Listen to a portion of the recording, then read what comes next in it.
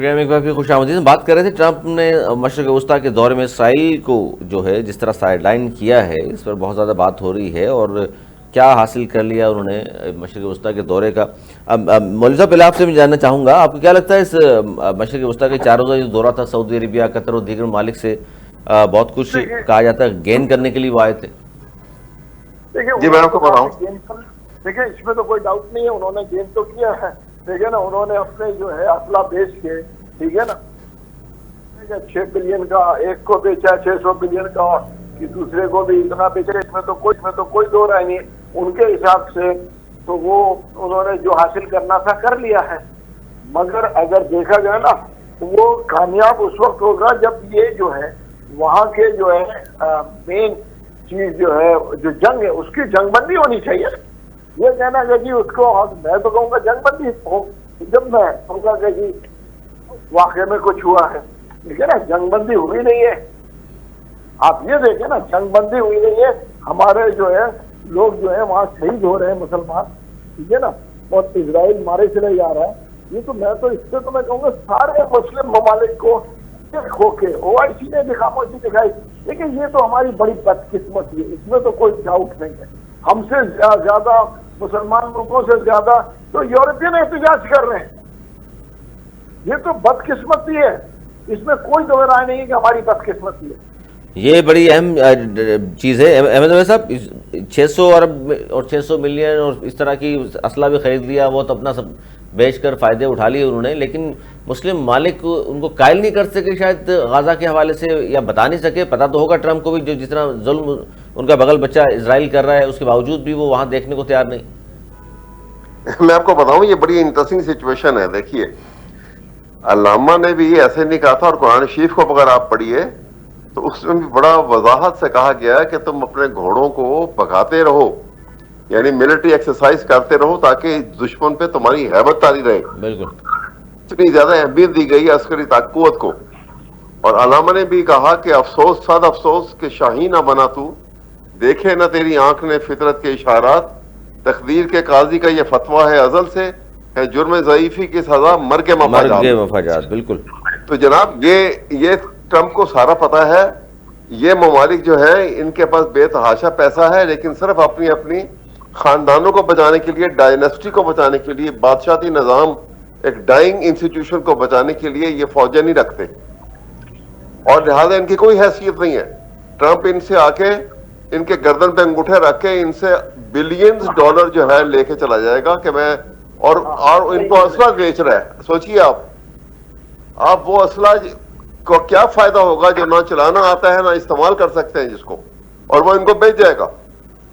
ایک بات اور دوسری بات یہ ہے کہ وہ ان کو پرسویٹ کر رہا ہے کہ میں تمہارا گارنٹر ہوں یہاں پہ مڈل ایسٹ میں پیس جو ہے اس کی گارنٹی میں دیتا ہوں اور ان کو قائل کر رہا ہے کہ تم سارے اسرائیل کو تسلیم کر لو کو ایگزسٹنس کے پالیسی کے اوپر آ جاؤ. سر یہ تو بڑا خطرناک ہے کہ اگر سعودی عربیہ تسلیم کر لے تو پاکستان پہ تو سر ویسے بھی بہت دباؤ ہے.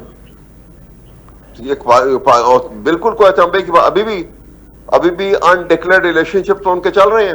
ابھی میں آپ کو کیا بتاؤں ابھی ٹی وی کے اوپر بات ہو رہی ہے میں آپ کو کیا بتاؤں کہ یہ کہ وہاں پہ یہ جو ہے سعودی عربیہ کے جتنی یہ جو رائل فیملی ہے اسرائیل کے ساتھ ان کے انورڈلی تو ساری سیٹلمنٹ کافی ساری چل رہی ہے. میں بڑا انفارچونیٹ ہے یہ اور یہ آپ ان کو اوپن کرانے کی کوشش کر رہے ہیں. آپ اندازہ لگائیے 3 سال میں سعودی عربیہ 1.25 ٹریلین ڈالر جو ہے وہ امریکہ میں انویسٹ کروا رہا ہے. یہ ٹرمپ اس لیے آیا ہوا تھا. اور سر ہم سے تو MOU کیا انہوں نے اور اب تک تو کوئی سرمایہ کاری نظر نہیں آئی ہمیں سعودی عربیہ کی.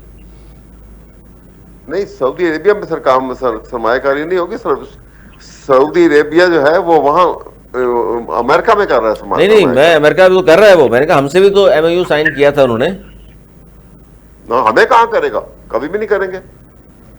ہمارے صرف MOU ہوگا ہمارے صرف MOU ہوگا انویسٹمنٹ ادھر ہوگی اور وہ گردن میں انگوٹھا رکھ کے لیتے ہیں ان سے. ہم بھی حالانکہ نیوکلیئر اسٹیٹ ہیں محمود مولوی صاحب تو وہ اہمیت نہیں ہے ہماری. نہیں میرے خیال سے دیکھیں اب ہماری اہمیت جو ہے نا اس خطے میں بہت بڑھ جائے گی.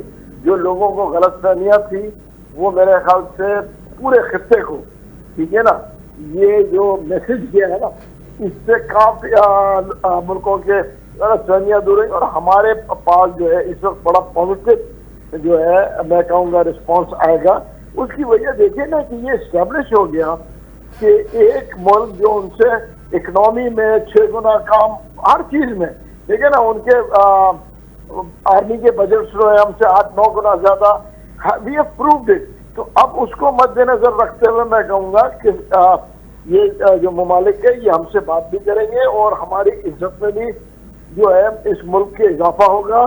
اور جیسے پہلے میں کہہ رہا تھا، انشاءاللہ اللہ نے چاہا عید کے بعد یہ ہوگا اور ایک دفعہ پولیٹیکل ٹیمپریچر جو ہے نارمل ہو گیا تو ہماری مضبوطی اور زیادہ بڑھ جائے گی. لیکن اس پہ لگتا ہے آپ کو کہ اس پہ میں جواب دیتا ہوں ذرا، اجازت دیجیے ذرا. جی احمد زوید صاحب، یہ لگتا ہے آپ کو کشمیر پالیسی پر بھی اب نریندر مودی نظر ثانی کرے گا جو کچھ ہو چکا اس کے ساتھ؟